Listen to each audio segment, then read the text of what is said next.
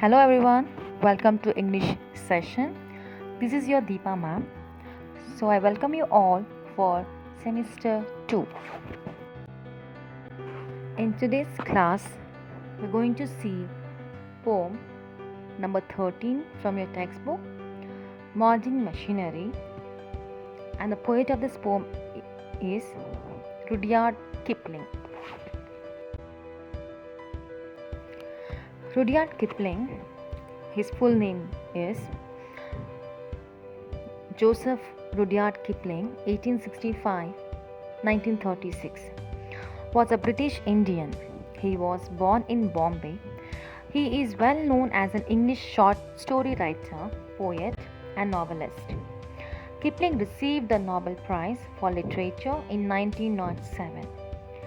Kipling is best known for his work of fiction, The Jungle Book, which was published in the year 1894, and The King, 1901. He is regarded as a major innovator in the art of the short story.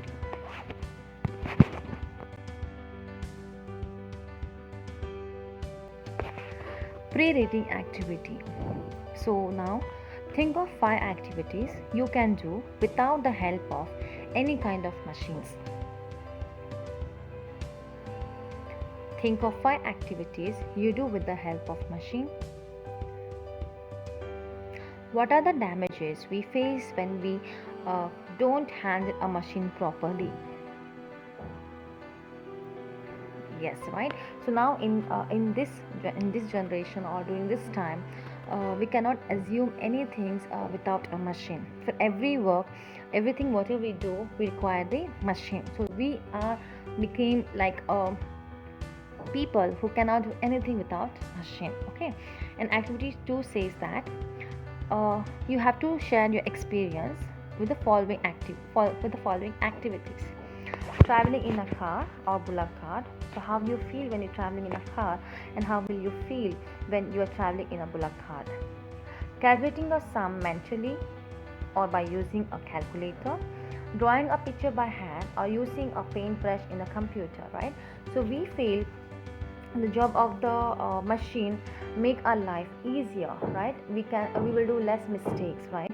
So when we do mathematics sums or some drawings, we always take a support of on machines. So this is how this poem is about the machinery. So we'll see what is this poem about. So let's look into the new words from this chapter, that's glossary. So read out this word loudly.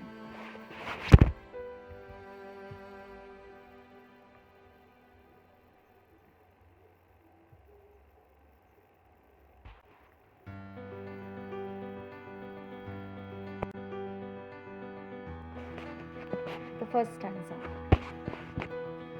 We were taken from the old bed and the mine. We were melted in the furnace and the pit. We were cast and wrought and hammered to design. We were cut and filled and tooled and gauged to fit. In this poem, a machine lists out the strengths and limitations of machines. It relates how machines are made, how they are made to work, the things they do, their limitations, and what would happen if they are not used properly. So in the first stanza, the poet is trying to tell us the metal ore is taken from the ore beds in a mine. So you know from where we get this all metals, right? You have to dig the earth, and inside the earth you will get different kinds of metals, right? So you get different kinds of metals.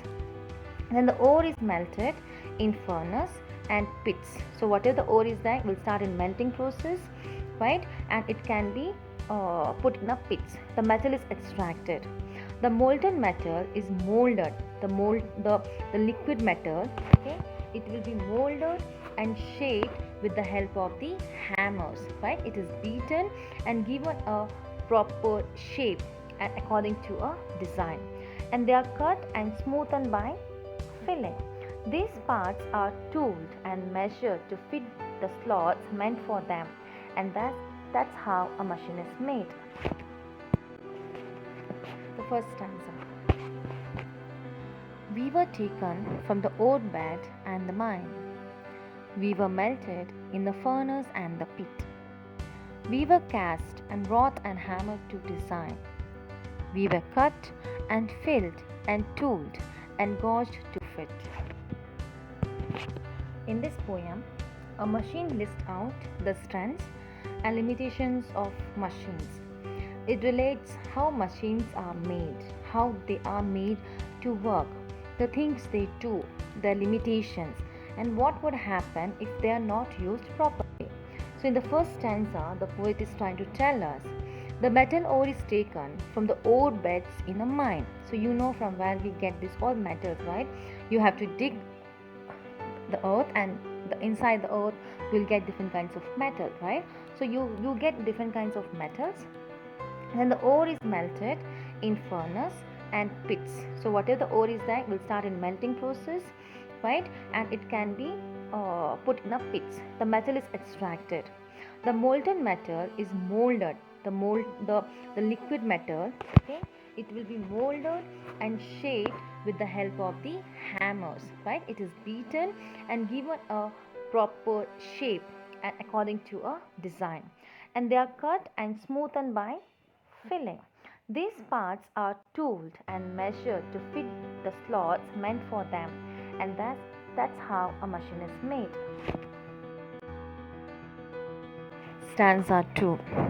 Some water, coal, and oil is all we ask, and a thousandth of an inch to given us play. And now, if you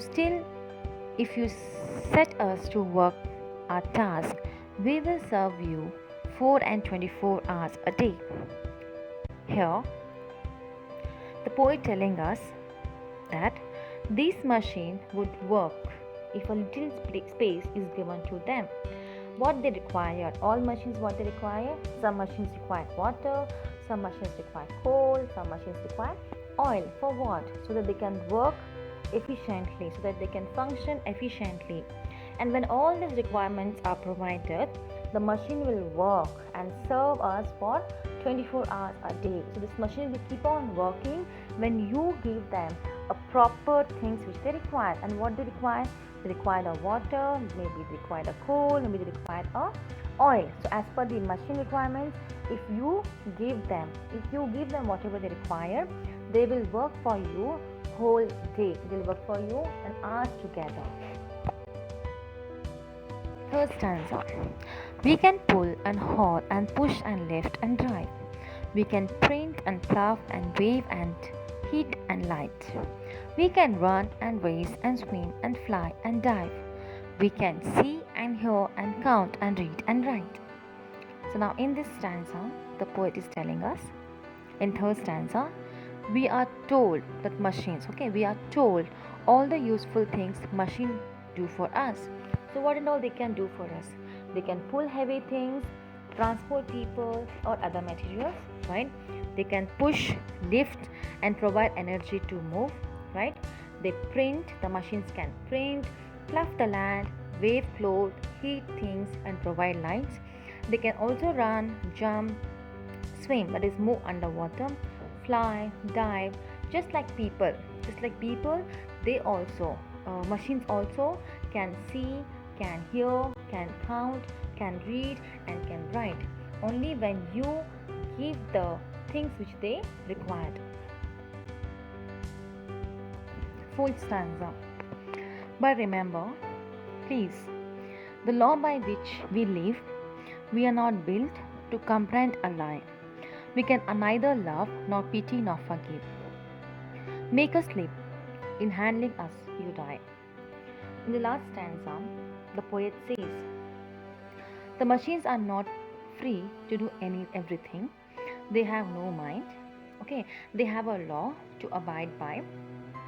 They are not built to understand a lie. They cannot have feelings such as love, pity, hate, and forgiveness. If a man commits a mistake while holding them, he dies. So here, the poet is trying to tell, the machines are telling us, like they don't have a mind, they don't have a feelings, they are not understand what is lie, right? But if a common man, if a man commits a mistake while using the machine, it may it will die. That is, the man will die because of his own mistake. If they malfunction for some reason, malfunction is damaged product, right? You know, you get shock when you are wet and you plug in or plug out and you on the switch, you may get a shock. It is all because of our negligence, right? So we do mistake. So he says the machines are telling us that they are set right and would start functioning again. So when they are damaged, when they are malfunction, when some wires are not connected properly, we can repair it and again we can start the functions of machine. Though they are huge in size, have a lot of weight and power, they are the children of man's intelligence, right? The poet is trying to tell us that the machines are very big, but who has made the machine? The machines are made up by man's intelligence, and hence they will be under his control as long as he uses them properly. So the machines will be under the human being until we use them properly. So in this slide you can see the pictures of household devices and equipment. You can see the picture of some machine items which we use at home.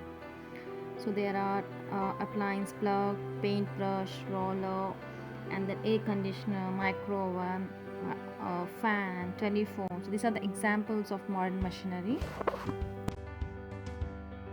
So in the other slide you can see crock pot, scale, stove, refrigerator which we called as fridge, sewing machine, pressure cooker, microwave, clock, coffee maker. So these are the examples of machine which we use in our life to make our life easier.